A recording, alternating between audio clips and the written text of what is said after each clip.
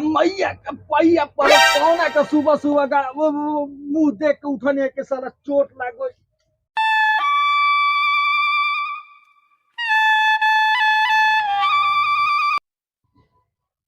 साला होतिना समय हो गइल अभी तक ले पेपर वाला आइल ना। गाड़ उड़ का मरवावे लागल सारा बा।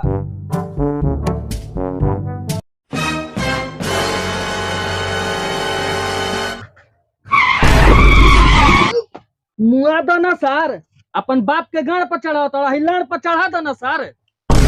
मेमियात का बार बड़ो लो है खबर हमारा वो गाड़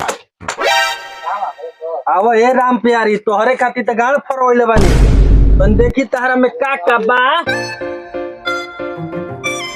अरे सरवा रावण के गरावा मुड़ी साला इतना देर से कहां रहिस रे?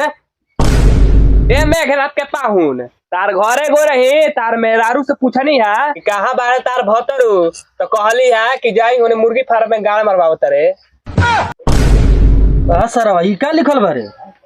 फेयर लवली लगाने से भैंस हुई गोरी, भैंसा देखकर हुआ पागल और दे दिया जान। दादा 10 लाख रुपए की मांग, प्रधानमंत्री और मुख्यमंत्री दोनों के आने की संभावना। बताओ साला है सरकार के साला लड़का रोड पर दौड़ा दौड़ा तो के जवानी पूरा जियान होता, लेकिन ओकनी खातिर सरकार नहीं खे। ऐसा भैंस गेरू सब मरता तो ओकर खातिर सरकार आवता। एगो साला हमार धिचोद बेटा बा कि साला ओकर रिजल्ट के तनिको पता नहीं के चलत कि का करी का ना करी। निकल रे ए चिल्लात कहाँ बार बार चुप ना तो सारे के मुंह में लाना था मैं ओक बोक सब पर छुटका दे। अरे तो रिजल्ट के का भई रे? बाल प्रणाम आले अमर चोना आले तो रिजल्ट के का बोलो जान दे बाबू मुखिया है ना अपन गांव के ओकर लेके सरवा फेल हो गया अपना कहत तब छोड़ा ओकर नहीं के तोर का बोल रिजल्ट के वो दिलरा के लेकर आए ना छुटका वो सरवा फेल हो गया। अरे सर तू अपन बताओ ना तोर का बोल। ए औगियन गांव में कराए ना वीर मावी कराम वो सरवा फेल हो गया। वो अपन रिजल्ट बताओ ना, लोग के जिम्मा ले ले बनी रे उगाड़ी में रहो। तू अपन बताओ हाथ ना बड़े लेके फेल हो गया सन तू का प्रधानमंत्री आवा कि तार लेके पास हो जाई। तोरा के हटिना पैसा हम पढ़ाई में फेंक देनिया, तू प्रेम से कहता है कि हम फेल हो गए। भाग भाग भाग भाग सरो भाग जल्दी भाग। ए सरवा से कुछ ना होई, हमारे लागत जोगाड़ बैठावे के पड़ी।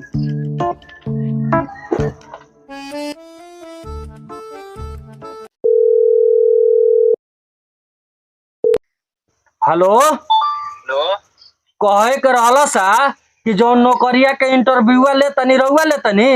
हाँ हम ले तनी। अच्छा तो का सीट उट खाली उली बा? एगो लड़का के हमारो बा एने ओने घूमता ओकरो नौकरी लगावे के बा। ए जी रउआ तो अपने जान भाई है रउआ कराई चाहे ना बाकी माल पानी मिले के चाहिए एकदम दियाई भाई। हां ठीक सरवा हाथ ना बोझा ढोए के बा। फुलवाड़ी में गाड़ी आके लागल बिया, अब की हमारे नंबर बा का जाने कहां में गोइल बाटे।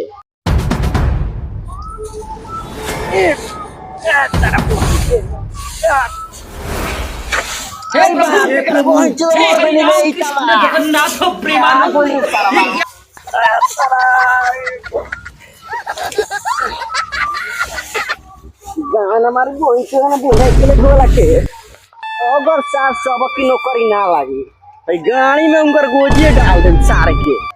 अगर सारे रास्ता में लग जाई हो तो गाना मार के छिया बिया ना कर देनी। हमारे राम जमुना जहरीला ना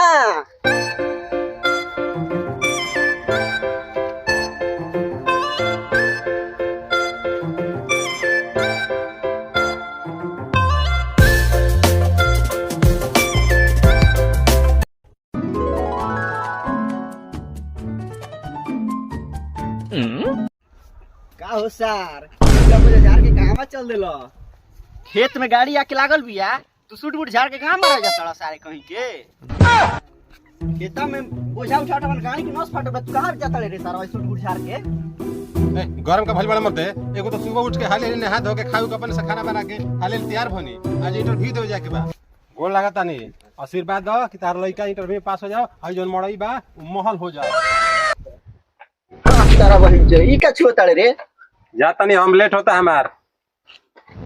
अच्छा सर लास्ट हो अब की पास ना भइल नाच पार्टी में तारा लौंडा बनवा दे लौंडा। अरे अब के बार महल बनी महल लौंडा ना बनम देखियो।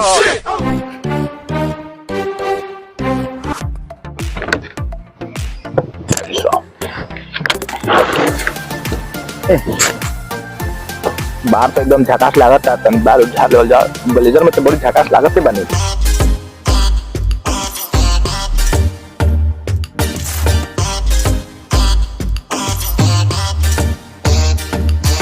ये सर कहाँ बैठे हैं? हमारे जूत पे बैठो लोग ना दो कुर्सी नहीं खेलो सर ये में इंटरव्यू होता का ना एकदम खड़िया में झाट के लिए बैठो बैठो लोग नाम परिचय होके। हमारा नाम आंसू आवारा रहेला हमेशा खाड़ा। दो नाम का रे? खूबसूरत। तोर बाप के नाम का हो? मुन्ना सिंह। अच्छा तू मुन्ना सिंह का लड़का है ना? दो नाम का रे? जख्मी जहरीला सर। बाप के नाम बोल। जमुना जहरीला। तोरा घर में सब जहरे का बोले सर? ना सर। एबीओ सजनों कौन बनेगा करोड़पति में आप लोगों का स्वागत है। पहला क्वेश्चन आपके लिए लैपटॉप स्क्रीन पर। ये सर कहाँ दिखता है मैं? ये झाट तोने के थोड़ी लोग हमारा नु क्वेश्चन होगी सर ये करोड़पति खिलावता नहीं कि इंटरव्यू लेता नहीं? इंटरव्यू होता करोड़पति के नाम लेता नहीं। अच्छा तू बोल। पहला क्वेश्चन तोरा खातिर 2 + 2 को होला? 4। वाह बेटा वाह शाबाश। तू बोल कौन आवाज छोटा छोटी? बैगन। का सर कार का भोतर गान से गर्दन रहते तनी हैं तनी हल्का पूजी हल्का। तू बोल 8 + 8 को होला? 16। वाह दिया आगा तक ते नौकरी ले लेबे। 2 में से 2 तो आ गलो बड़ी तेज बढ़िस ना। हां तब का बीए पास बनी। तू बोल 98 × 99 को होला? का सर एकरा बजे हल्का पूछे तनी हमारा जे हाथ ना भारी हाल तनी हल्का पूछे महाराज। 85 + 86 को होई? तनी आउ हल्का में दी।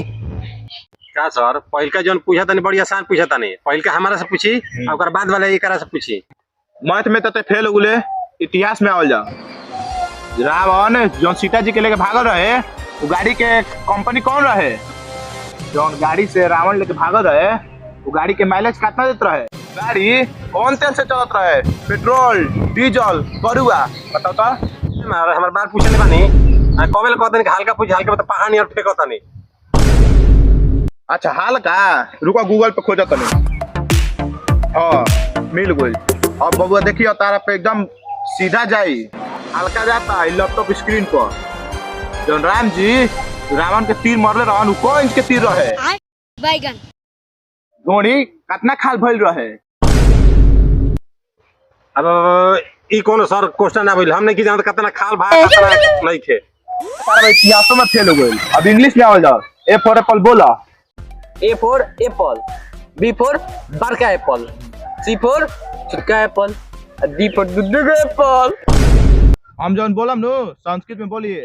खड़क सिंह के खड़कने से खड़कती है खिड़की, खिड़की का खड़कने से खड़कता है खड़क सिंह। खड़ंदी खड़ंदी खड़ता खड़ खड़ खड़ खड़म खड़ो खोड़ खूब। अच्छा रे नौकरी है कर चाहे अपन गाड़ी में डाल लो चला नहीं बाहर जा जा बहुत जा जा तू नौकरी ये करे के देम जा। तोर नौकरी तलाक गइल बाबू ले कह दिए 2-4 लाख भेजवा देवे के बेसी बगलिया गरम रही। खूब गांजे के बाद अभी तक इंटरव्यू दे के ना आया।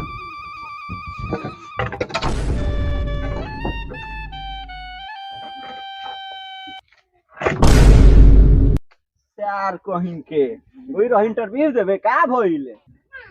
फेल हो गई नहीं भाग के घर में मत इयो तो पहले मैं हमार रुपया झोंक गइलो तारे तारे को नौकर नहीं खली गलत भाग ना तो मैं के मर जीबो।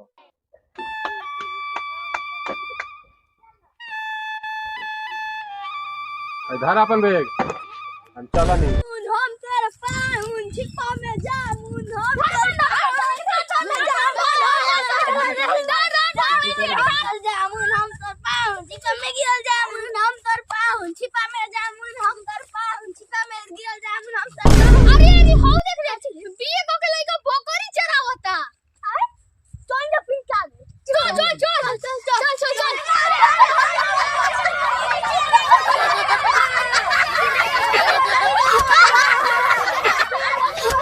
चौदह मामो तेरा बहन के 14 महावीर वाला तेरा मैया के 14 वाला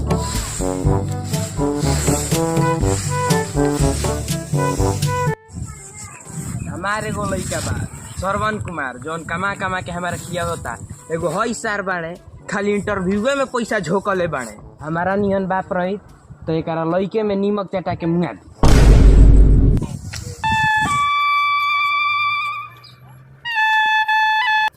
मूले में हमार भलाई बा ना घर के रहनी ना घाट के ताना माँ सुनत सुनत परेशान हो गइल बानी।